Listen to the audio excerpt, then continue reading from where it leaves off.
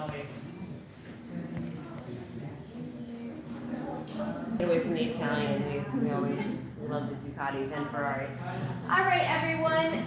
So the only thing we ask is please no touching any of the vehicles. Please watch your purses as you move through the facility because there aren't stanchions around everything so that you can get a little bit closer to the cars than you normally would. So as you can tell, you're at the Marconi Auto Museum and Foundation for Kids. So back in the early 90s, my dad and my grandfather bought this building to house the race team, and my dad was racing cars all over the country full time and to house our private collection. It just kind of got out of control. As you're going to see, they just kept acquiring cars and collecting. They had a really heavy love and passion for anything automotive. And they got to the point where their personal businesses in nutritional manufacturing were taking off. And they really did not have time for racing anymore because they're really doing it for fun.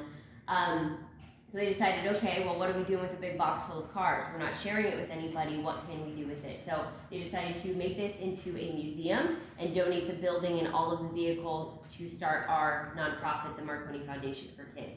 So net proceeds from everything that we do here goes directly to children's charities in Orange County. Proceeds from this event, this evening, everything, net is going to go as well. So we have a corporate event this evening, so I apologize for the tables and chairs in here, but you'll see kind of firsthand the both things we do. All of the cars are here and visible. You're not missing anything. They're just a little bit moved around. If you have any questions at any point during the tour, please feel free to raise your hand, let me know.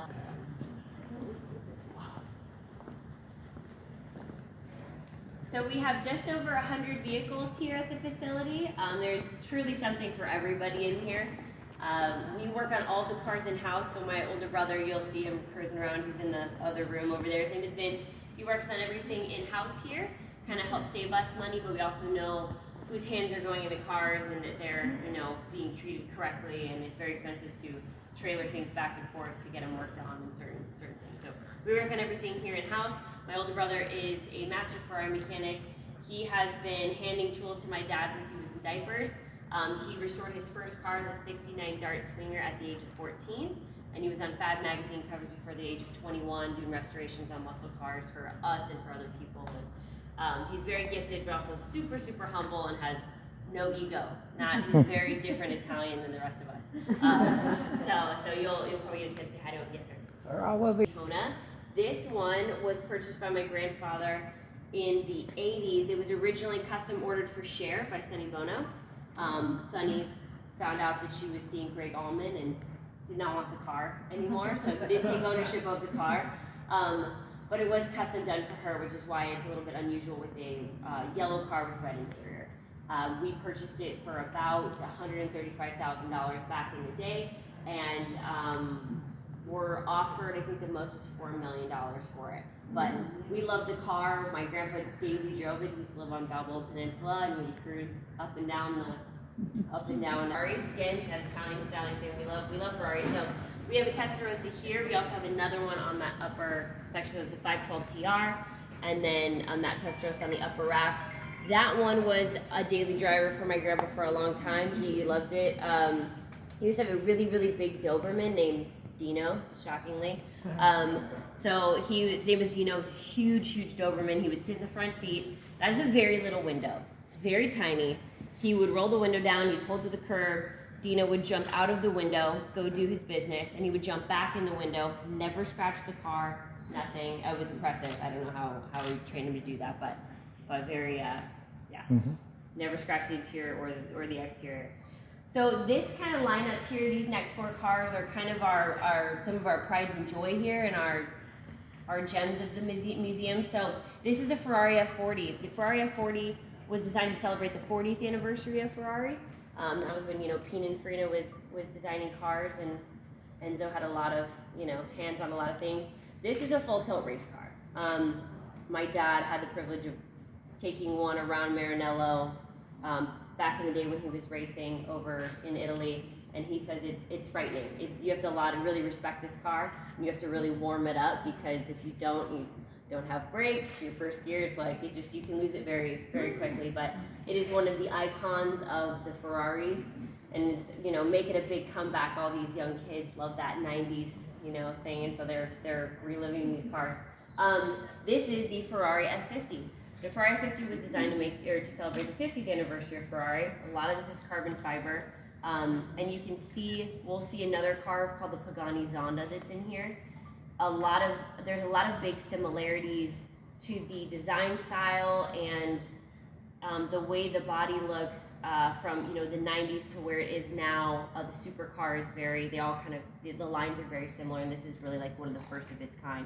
And then you will see as you come through, there's like a lot of dimples in the paint. That's because it's a very thin layer of paint through carbon fiber or over carbon fiber weave, which makes it very hard to paint this car if there's a nick in it. You almost have to reshoot the whole section of it, because if you're sanding a little section, you sand off that weave and then you can see where you're trying to touch things up. So this is, the F40 is close to a $3 million car, and the F50 is about $5 million. The last one we saw at auction was like 5.2, I think.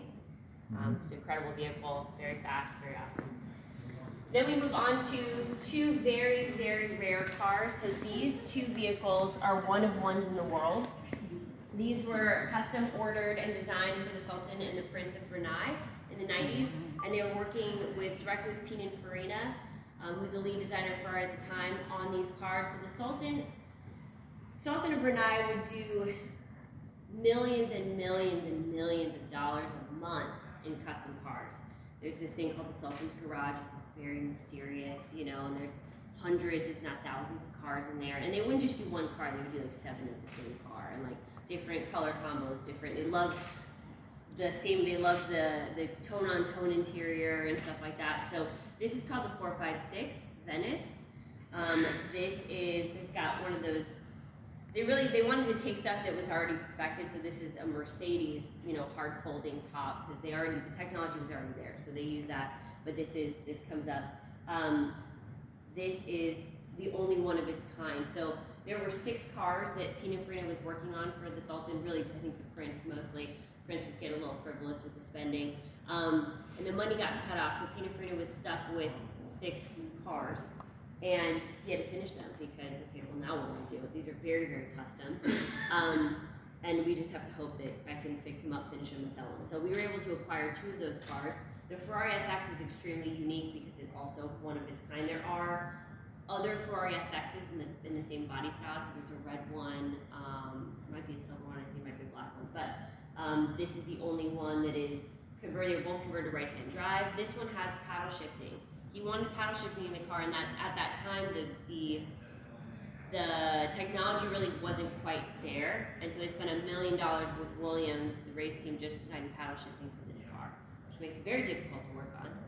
50. My dad and my grandfather originally purchased this car to race the Mille Miglia in Italy, which is a 1,000-mile race through Italy in the Italian countryside. So it's very different than these Ferraris. Obviously, it's very early style. They originally bought this to race that race, but they had 3 cars that were driven by arguably the top 3 most incredible drivers that ever lived. We have Nigel Mansell, Michael Schumacher, and Eric Senna. This was powered by Honda, but outside you don't have a Honda. In my school car, when I got to go to Bondurant driving school, we were fortunate to be very close with Bob Bondurant. He passed away a couple years ago, very amazing driver. But after I got to bring their old DeLorean, all these young kids are loving the DeLoreans. They're seeing it for they're seeing Back to the Future for the first time. All these young kids are like, oh, I want one. I'm like, you do not want one. It's just a money pit. Don't get one. It doesn't drive well, but they are cool. It's a cool car to have here. And then we have a Lamborghini Espada. Kids also have never seen a 4-seater Lamborghini before. They find it very interesting and unique. They always just think that Lamborghini is named for Enzo's son, Dino. We have this one, and we have a brown one. Not everybody's favorite body style, but I love them. They're cute, they're small, they're actually, technically Fiat had a lot of hand in making those cars, but super fun cars. And then we have one of Bon Bondurant's personal cars that he raced a lot of vintage with. This is his 1965 Shelby Cobra Daytona coupe. And his lovely wife, Pat, has allowed us to have it in here for a little while. Then we have a Maserati Bora. We have this, it's called the Chisetta. This was another kind of Sultan of Brunei era car. There's like 12 of these in the world. It's powered by a V16. It was really based a lot on the Lamborghini body style. Claudio Zampoli was kind of headed up the the look and design of this car. It's a very unique one. 2,000 pounds and about 800 horsepower. It's really not a daily driver kind of car. It's so loud. We did an unveiling event here for this car, and the young kids love the supercars. So I thought it was going to be like 300 people, 700 people, and we didn't start promoting it purposefully until 3 days before the event happened, and it just all was a lot of donations. So this one up here is a '69 Rambler. This is about a $300,000 car. I didn't know you could put $300,000 into a Rambler, but I've been proven wrong before. A very generous donor donated this very recently. Old Anvil Speed Shop in Orange did almost all of the work on this. It's such a beautiful job. The gentleman who owned it, there's two different color combos, the A and the B for this. We have this 1984 BMW. This is a M6, or this is a 635 CSI. This is actually Kit from Knight Rider. Seasons 1 and 2, this was the hero car, so every scene you see David Hasselhoff in, driving in, all that stuff, the interior shots, this is this car. And then seasons 3 and 4, they transformed it into the blind right side drive car. So there was a guy like behind the passenger seat, like looking through the hole and driving it. Oh, hey, Dad. Sneaky. Very nicely done. Good.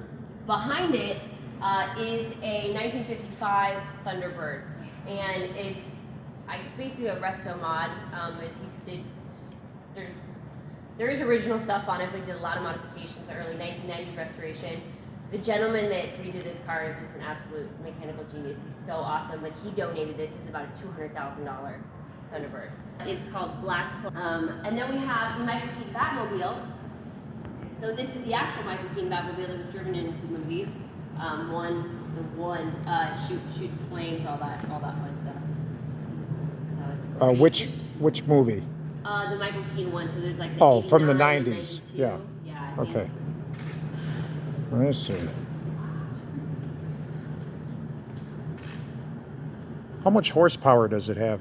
It's got 350 Chevy in it, so it doesn't go very fast. Oh, Yeah, okay. And it's on a stretched Impala chassis. It's really like the longest thing they could come up with at that point to try to sit this Last time you started it? The other day. The other day, actually. Yeah, because she's got to move around sometimes for events. It doesn't run awesome, but it does run. Right, over a bump with that. And then we have, behind up here, we have this like butterscotch colored 1954 Bel Air. Now this is really important. Most of these are my dad's retired race cars. The ones on the wall, one's a little second, the Mini. My mom raced the Mini. She was pretty good actually. And then the 1930s race car he did not race. But we have this Shelby, this is 65 GT350. This is actually signed by Carl Shelby under the hood. My dad did some vintage racing with that. We have some great cars here. This pink Chevron, he's undefeated in that car. It's probably not doing right now, but it was all very funny. So in the 90s, it's a bright pink car. You have to be very strong in your and also very good in your skills to drive a pink car. Yeah, and it was also sponsored by Excited Condom, which was I think a British or French condom company at the time. So every time he got in that car, it's like one big joke, John's on the track, he's in the pink car. And then we also have a few over here. So there is a black Ferrari under the rack that has all the stickers on it, it's the Herbalife and stuff. My dad raced the U.S. and won the U.S. and World Championship for the 348 Ferrari Challenge in that car. Now we do, when we have events and stuff, sometimes we'll have nonprofits have their galas here, and we'll donate a ride in it for their live auction. And the most I think we've ever gotten for was like $6,000 for a ride. So it helps them basically cover the whole rental of the facility with just that one ride. So it's fun. Then when he won the World Championship in Italy, they gave him a trophy, but they also let him custom pick and design a car, which is the yellow one, and that is the 355 Berlinetta. That part is, but so that's why it has different seats. He wanted the F40 seats and all these little custom packages and stuff. So that was a lot of fun to drive as well. G220. This is also kind of that Sultan of Brunei, really eclectic car era. This was the fastest production car in the mid-90s, and it's named for how fast it goes, which is 220 miles an hour. This is the S version, there's only 6 of them in the world, and they're all different colors, like Skittles. A lot of them are in Europe, most of them. I think the orange one is here. We're trying to get it in here so we can do like a photo shoot with it, because that'd be really cool. Vehicles. Originally, this is where I worked on all the race cars as well when we had the race team. We have transformed it back into a workspace. And again, I'm sorry that they're all stuffed in here and we can't see everything, but so we have put in lifts for my brother to work on the vehicles, and kind of wanted to make the museum a little bit more interactive. You know, we want people to be able to ask questions and you know.